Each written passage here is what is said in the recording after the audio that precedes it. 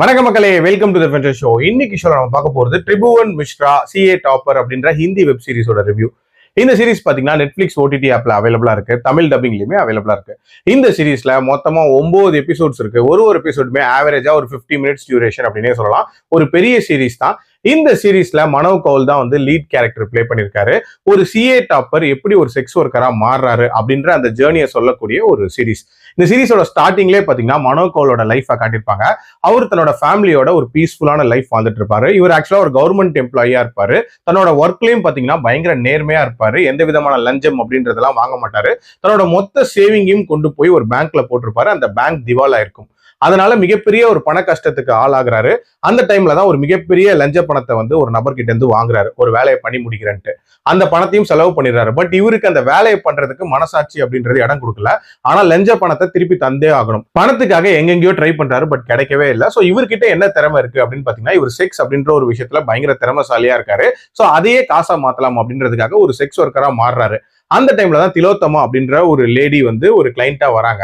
இவங்களோட ஹஸ்பண்ட் ஒரு மிகப்பெரிய கேங்ஸ்டரா இருக்காரு. தன்னோட ஹஸ்பண்ட் கிட்ட இருந்து சாட்டிஸ்பாக்சன் அப்படின்றது கிடைக்கலங்கிறதுக்காக அவங்க வந்து இவரை நோக்கி வருவாங்க. ஸோ இதுக்கப்புறம் என்ன மாதிரியான சம்பவங்கள் நடக்குது, இவங்க 2 பேரும் வெளியே எக்ஸ்போஸ் ஆனாங்களா இல்லையா, அண்ட் டுவர்ட்ஸ் தி எண்ட் யாருக்கு என்ன நடக்குது அப்படின்ற மாதிரி நிறைய விஷயங்களை சொல்லக்கூடிய ஒரு சீரிஸ் தான் இந்த சீரிஸ்.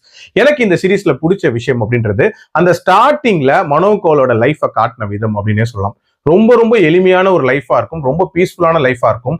அதுல பணத்தேவை அப்படின்ற ஒரு விஷயம் வரும்போது அவர் என்னென்ன மாதிரியான ஸ்ட்ரகிளுக்கு உள்ளாகிறாரு, அண்ட் எதனால இந்த செக்ஸ் ஒர்க் அப்படின்றத தேர்ந்தெடுக்கிறாரு அப்படின்ற எல்லா விஷயத்தையுமே ரொம்ப லாஜிக்கலா சொல்லியிருப்பாங்க. அதே மாதிரி அந்த செக்ஸ் ஒர்க் அப்படின்ற ஒரு விஷயத்த இவங்க எக்ஸ்ப்ளோர் பண்ண விதம் அப்படின்றதுமே ரொம்ப ரொம்ப நேச்சுரலா இருக்கும்.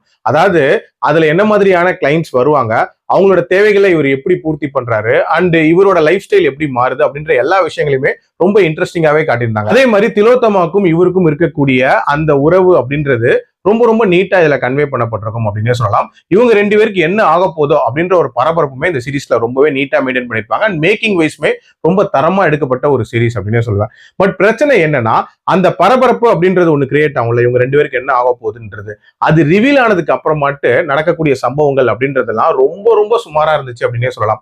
அதாவது ஒரு 5 எபிசோட் வரைக்குமே இந்த சீரிஸ் பயங்கர பரபரப்பா போகும். அந்த கடைசி 4 எபிசோட் இருக்குல்ல, அதை ரொம்ப ரொம்ப டிராக் பண்ணிருப்பாங்க. அதுலயும் மனோ கவுலுக்கு தேவையில்லாத டிரான்ஸ்ஃபர்மேஷன் அப்படின்றதெல்லாம் கொடுத்திருப்பாங்க.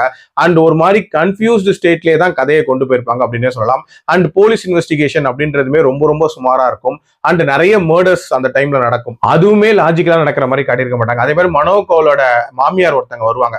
ஸோ அந்த கேரக்டர், அவங்களோட ரிலேட்டிவ்ஸை சுத்தி நடக்கக்கூடிய சம்பவங்கள் இதுவுமே கொஞ்சம் ஆர்டிஃபிஷியலா தான் இருந்துச்சு அப்படின்னே சொல்லலாம். ஓவரால் என்ன பொறுத்த வரைக்கும் அந்த ஃபர்ஸ்ட் 5 எபிசோட்ஸ்ல இவங்க மெயின்டைன் பண்ண மொமெண்டத்தை அப்படியே தவற விட்டுட்டாங்க. ஸோ இதை ஒரு 6 எபிசோட்ஸ்க்குள்ள கிரிப்பிங்கா முடிச்சிருந்தாங்க அப்படின்னா இந்த சீரிஸ் சூப்பராகவே இருந்திருக்கும். பட் தேவையில்லாம 9 எபிசோட்ஸ்ல சொன்னது அப்படின்றது கொஞ்சம் பெயின்ஃபுல் வாட்சா தான் இருந்துச்சு. பட் கண்டிப்பா ஒன்ஸ் ட்ரை பண்ணி பார்க்கலாம். என்னோட ரேட்டிங் இந்த சீரிஸ்க்கு 3 out of 5. அடல்ட் கண்டென்ட்டை பொறுத்த வரைக்கும் இது ஸ்ட்ரிக்ட்லி ஃபார் அடல்ட்ஸ். ஏன்னா இதுல வரக்கூடிய டயலாக்ஸா இருக்கட்டும், காட்சிகளா இருக்கட்டும், முழுக்க முழுக்க அடல்ட் கண்டென்ட் நிறைஞ்சதா தான் இருக்கும். ஸோ அதுக்கேற்ற மாதிரி பிளான் பண்ணிக்கோங்க. மீண்டும் அடுத்த விமர்சனத்தில் சந்திக்கிறேன். நன்றி, வணக்கம்.